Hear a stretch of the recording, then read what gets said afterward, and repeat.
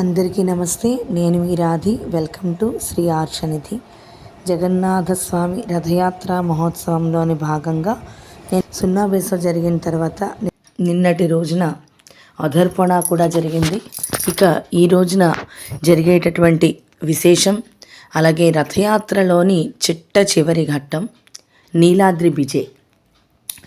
నీలాద్రి అంటే జగన్నాథుడు ఉన్నటువంటి కొండని నీలాద్రి అని అంటారు. మనకి ఎలా అయితే వెంకటేశ్వర స్వామి 7 కొండల అవతల ఎలా అయితే ఉంటున్నాడో అలాగా జగన్నాథ స్వామి ఉండేటటువంటి ఇక్కడ ఉన్నటువంటి ఈ ప్రాంతాన్ని నీలాద్రి అని అంటారు. నీలాద్రి బిజే అంటే విజయము, అంటే నీలాద్రి లోపలికి జగన్నాథుడు ప్రవేశిస్తున్నాడు కాబట్టి దానిని నీలాద్రి విజయం అని అంటారు.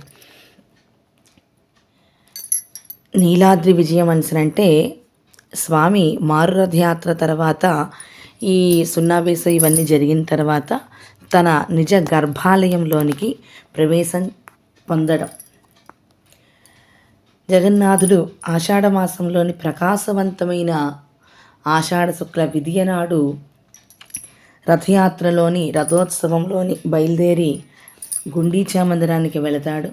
అక్కడ మరలా అక్కడ నుంచి వచ్చేసిన తర్వాత మళ్ళీ తన నిజ మందిరంలోకి ప్రవేశించడానికి ఆషాఢ శుక్ల త్రయోదశి నాడు మాత్రమే నిజ మందిరంలోకి ప్రవేశించి రత్న సింహాసనంపై కూర్చోవడం జరుగుతుంది. ఈ నీలాద్రి విజయ అనేటటువంటిది వార్షిక రథయాత్ర ఉత్సవాల ముగింపును సూచించే ఆచారం.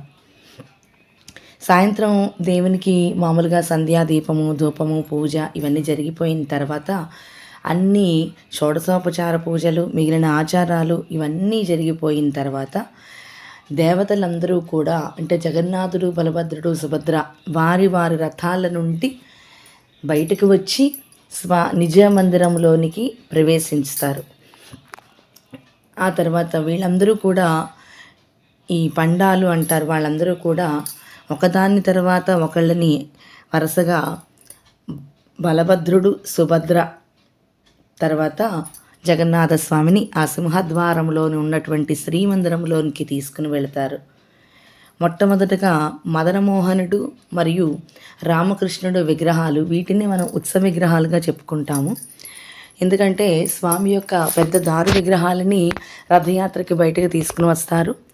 అలాగే స్వామికి ఉత్సవమూర్తులు అంటే మదనమోహనుడు, రామకృష్ణుడు. ఈ విగ్రహాలని మొట్టమొదటగా రథాల నుండి ఆలయం లోపలికి తీసుకుని వెళ్తారు.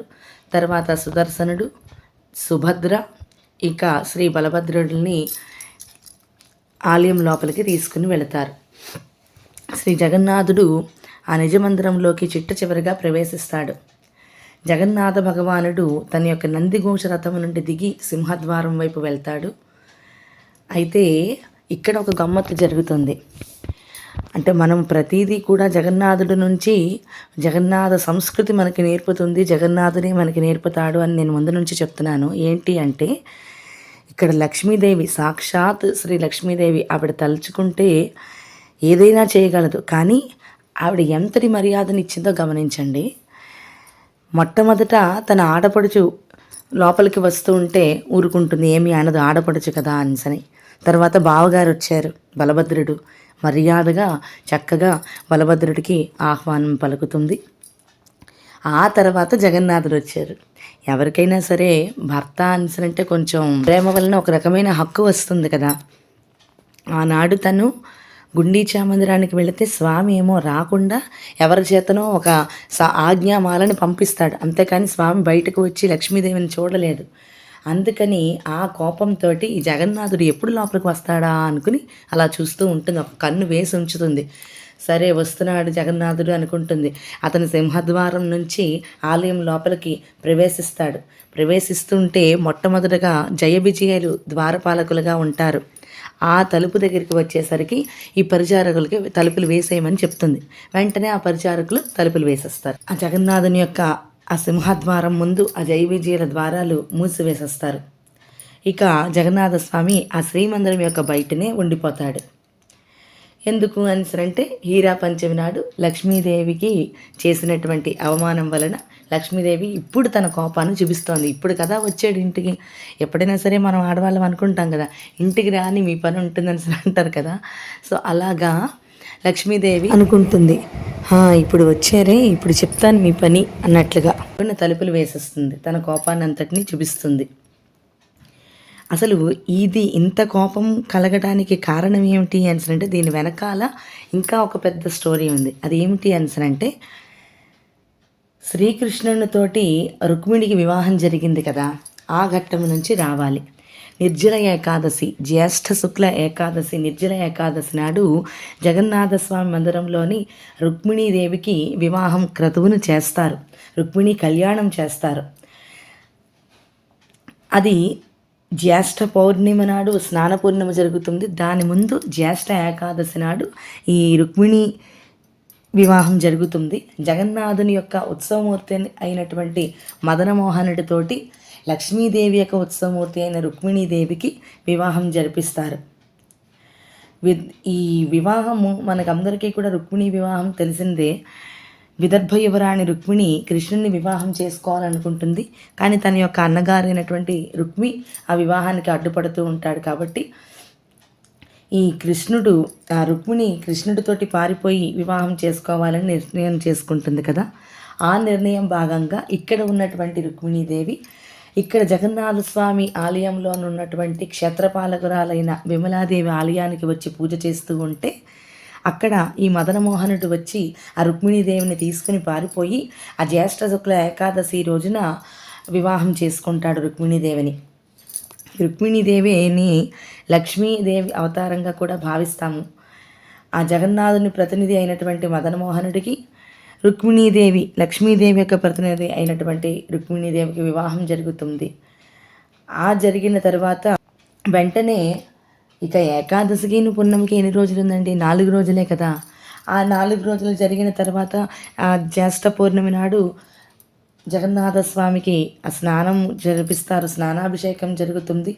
ఆ స్నానాభిషేకం అంత 108 కడవలతో స్నానం చేసేయడం వలన స్వామికి అనారోగ్యం కలిగింది. అందువలన అతను రుక్మిణీదేవితో కాకుండా వేరేగా అన్న చెల్లెళ్ళు ముగ్గురు కలిసి వేరే ఒక అనవసర ఘరంలోనికి వెళ్ళిపోతారు.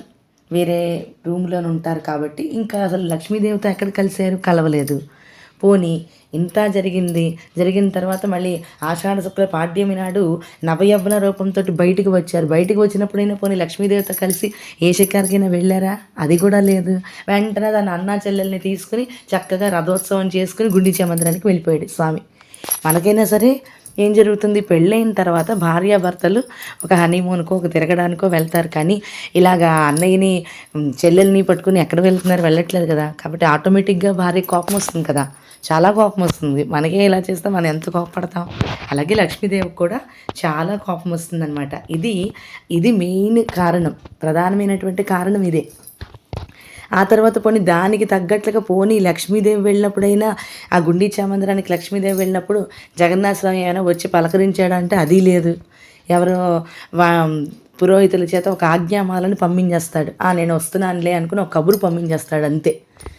ఇప్పుడు ఆ కోపం అంతా కూడా బయటకు వస్తుంది కదా. ఇన్నాళ్ళు బట్టి దాచుకున్నటువంటి కోపం లావాలాగా బయటకు వస్తుంది అనమాట. అందుకని ఇప్పుడు ఈ లక్ష్మీదేవి ఇలాగా తలుపులు మూసేస్తుంది. చాలా మాటలు జరుగుతాయి. లక్ష్మీదేవి డైరెక్ట్గా మాట్లాడదు. అందుకని తన పరిచారకులతోటి మాట్లాడేస్తుంది. ఆ పరిచారకులు ఎవరు అంటే ఇప్పుడు దేవదాసీలు. జగన్నాథ స్వామి దగ్గర ఎవరైతే నృత్యం చేస్తారో రాసలీలా మండపంలో గుండీచా మందిరంలోని ఆ దేవదాసీలు లక్ష్మీదేవి యొక్క ప్రతినిధులుగా పరిచారకులుగా ఉంటారు. జగన్నాథన స్వామి యొక్క ప్రతినిధులుగా ఈ దైత్యాపతులు పండాలు ఉంటారు. సరే, ఈ జయ విజయుల ద్వారం దగ్గర చాలాసార్లు జగన్నాథుడు ఒక రిక్వెస్ట్ చేస్తాడు, నన్ను క్షమించమ్మా, నేను లేట్ అయ్యింది, ఏమనుకోకు. మనం చెప్తారు కదా సారీ ఆన్సర్ అని ఇంగ్లీష్లో, అలా చెప్పిన తర్వాత సరే ఆన్సర్ అనుకుని చెప్పి అప్పుడు లక్ష్మీదేవి తలుపు తీస్తుంది. ఇక్కడ ఈ జగన్నాథుడు వెళదామనుకుని అడగడము, తమ తలుపులు తీయకపోవడం, మళ్ళీ వెనక్కి రావడం, ఇవన్నీ కూడా ఈ పురోహితులు ఈ పండాలు జగన్నాథస్వామి యొక్క నడుముకి కట్టబడినటువంటి కాంచనమాల అనేటటువంటి దానితో ఆ మాలను ముందుకి వెనక్కి జరుపుతూ జగన్నాథస్వామి ముందుకు వెళ్ళడం వెనక్కి రావడం అనేటటువంటిది చూపిస్తారు. అసలు ఈ కాంచనమాల ఎక్కడి నుంచి వచ్చిందంటే కృష్ణావతారంలోని కృష్ణుడు ఆ యమునా నదిలోని కాళీయుడి మీద నాట్యం చేస్తాడు కదా. కాళీయుడు యమునా నది అంతా కూడా తన యొక్క విషముతోటి ఆ జలమంతా కూడా పూర్తిగా విషంగా చేసేస్తాడు. కాబట్టి ఆ నీళ్ళు ఎవరు తాగలేకపోతున్నారు, తాగిన వాళ్ళందరూ కూడా మరణించేస్తున్నారు. అప్పుడు శ్రీకృష్ణుడు ఆ కాళీయుడి మీద తాండవం చేస్తాడు కదా. ఆ నృత్యం చేసినప్పుడు అప్పుడు కాళీయుడు నన్ను క్షమించు స్వామి, నన్ను వదిలిపెట్టు, నన్ను రక్షించు అని అడిగితే శ్రీకృష్ణుడు నేను ఈ నదిని విడిచిపెట్టి వెళ్ళిపోతాను అని చెప్తే కృష్ణుడు అభయం ఇస్తాడు. అందుకని తన యొక్క సేవకుడిగా ఉండాలని చెప్పి ఆ కాళీయుడు ఒక కాంచనమాలగా మారిపోయి జగన్నాథుడి యొక్క నడుముకి వడ్డాణంగా మారిపోతాడు. దానినే కాంచనమాల అని అంటారు. జగన్నాథుడు ఆ తర్వాత ఎప్పుడైతే లక్ష్మీదేవి అనుమతి ఇచ్చిందో ఆ సింహద్వారం జయవిజయుల ద్వారం నుండి బయటకు వచ్చి 22 మెట్లు ఎక్కి బైసా మెట్లు అని చెప్పుకున్నాం కదా. ఆ 22 మెట్లు ఎక్కి మళ్ళీ ఇక గర్భగుడి ద్వారం వద్దకి చేరుకుంటాడు. ఆ గర్భగుడి తలుపులు తీసేస్తే ఇక రత్నసింహాసనానికి దారి తీస్తుంది. సరే ఇంకా లోపలికి వెళ్ళిపోతాం అనుకునేసరికి మళ్ళీ లక్ష్మీదేవి తలుపులు వేసేస్తుంది. ఇంకా కోపం చల్లారలే, ఏదో ఒకసారి ఒక 2-3 సార్లు సారీ చెప్పేస్తే అయిపోయిందా, అవలేదు కదా. అందుకని ఇంకా కోపం చల్లారక తలుపులు వేసేస్తుంది. మళ్ళీ అప్పుడు లక్ష్మీదేవికి జగన్నాథునికి మధ్య బచానిక అని పిలిచే ఒక ఆసక్తికరమైనటువంటి రసవత్తరమైనటువంటి సంభాషణ జరుగుతుంది. ఈ సంభాషణ సమయంలోని నన్ను ఎందుకు ఇన్నాళ్ళు మీరు వదిలిపెట్టి ఉండిపోయారు, నేనంటే మీకు ప్రేమ తగ్గిపోయింది, నేనంటే మీకు ప్రేమ లేదా, అసలు ఇన్నాళ్ళు నన్ను ఎలా విడిచిపెట్టి ఉన్నారు మీరు, ఇలాంటి మాటలు లక్ష్మీదేవి అంటాం. జగన్నాథుడేమో లేదు, నువ్వు ఎప్పుడూ నా యొక్క హృదయంలోనే ఉంటావు లక్ష్మి, నిన్ను మర్చిపోయి నేను ఎక్కడికి వెళ్తాను అని చెప్పి ఇలాంటి మాటలు జగన్నాథుడు మాట్లాడడం. ఆఖరికి జగన్నాథుడు ఏం చెప్తాడంటే కవాటముద్ఘట హే సింధు కన్యకే సమర్పయామి సువిచిత్రమంబర విధం అని చెప్తాడు. అంటే జగన్నాథుడు లక్ష్మీదేవికి ఇలా పిలుస్తున్నాడు, కవాటముద్ఘట హే సింధు కన్యకే, తలుపులు మూసివేసి తలుపుల లోపల ఉన్నటువంటి ఓ సింధు కన్యక, నేను నీకోసం చాలా ఒక ప్రత్యేకమైనటువంటి బహుమతిని తెచ్చాను. మనం అంటాం కదా ఒక సర్ప్రైజ్ ఉంది నీకు అని చెప్పి, అలాగనమాట. ఒక ప్రత్యేకమైనటువంటి బహుమతిని నేను నీకోసం అని తెచ్చాను, అది నీకు ఇస్తాను, నువ్వు తలుపులు తీయు అని చెప్పి మెల్లిగా బతిమలాడుకుంటున్నాడు. ప్లీజ్ ప్లీజ్ అని చెప్తాను, తలుపులు తీయు, నేను నీకు ఏదో ఒక మంచి బహుమతిని తెచ్చాను, నువ్వు తలుపులు తీస్తే కదా నీకు అది ఇస్తాను అని చెప్పి బతిమలాడుకొని చేస్తాడు. అప్పుడు స్వామి ఇంతగా బతిమాలుతుంటే లక్ష్మీదేవి కరుగుతుంది. ఎంతైనా నా భర్త కదా పాపం ఇంతలా బతిమలాడుకుంటాడు, చూద్దాం ఏం తెచ్చాడో అని చెప్పి తలుపులు తెరిపిస్తుంది. తలుపులు తెరిపించగానే స్వామి ఆవిడికి కొత్త బట్టలు ఇస్తాడు. ఆ తర్వాత రసగుల్లాలను ఇస్తాడు. Oriya famous sweet rasgulla. యాక్చువల్గా బెంగాలీస్ ఏమో మాది అంటారు, రసగుల్లా మా ప్రాంత తయారీ అంటారు, ఒరియా వాళ్ళు మా ప్రాంత తయారీ అంటారు. కాబట్టి ఒరిస్సా ఫేమస్ రసగుల్లాలను స్వామి లక్ష్మీదేవికి సమర్పిస్తాడు. లక్ష్మీదేవికి సమర్పించి రసగుల్లాను అమ్మవారి యొక్క నోట్లోని పెడతారు. అలా లక్ష్మీదేవి శాంతపడుతుంది. ఇలాగా లక్ష్మీదేవిని శాంతింప చేయడాన్ని మనోభంజనం అంటారంటే మనస్సును రంజింప చేయడం, మనోరంజనం మనోభంజనం అని పిలుస్తారు. అలాగా ఈ నీలాద్రి విజయని రసగుల్లా దివసు కూడా పిలుస్తారు, రసగుల్లా దినంగా కూడా పిలుస్తారు. ఆ తర్వాత ఎప్పుడైతే రసగుల్లా లక్ష్మీదేవికి తన నోట్లోని జగన్నాథస్వామి పెడతాడో, ఆ పెట్టిన తర్వాత లక్ష్మీదేవి అనుమతి ఇచ్చాక స్వామి గర్భగుడిలోని రత్నసింహాసనానికి చేరుకుంటాడు. ఇక్కడతోటి ఈ నీలాద్రి విజయం పూర్తవుతుంది.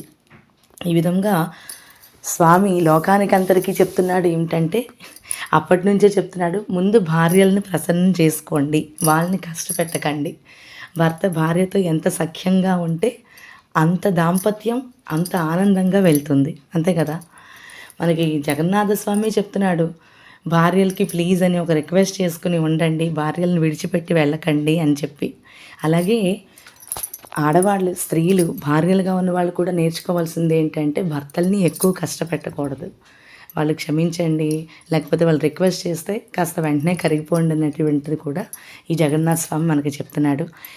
ఈ రోజుతోటి జగన్నాథ రథయాత్ర మహోత్సవాలన్నీ కూడా ముగుస్తాయి. ఇంకా స్వామి మళ్ళీ ఏడాది వరకు ప్రజలకి బయటికి వచ్చి కనిపించడు.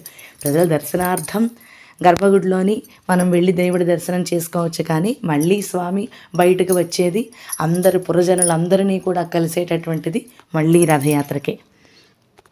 తిరిగి మళ్ళీ మనం కూడా కలుసుకుందాము. జై జగన్నాథ్.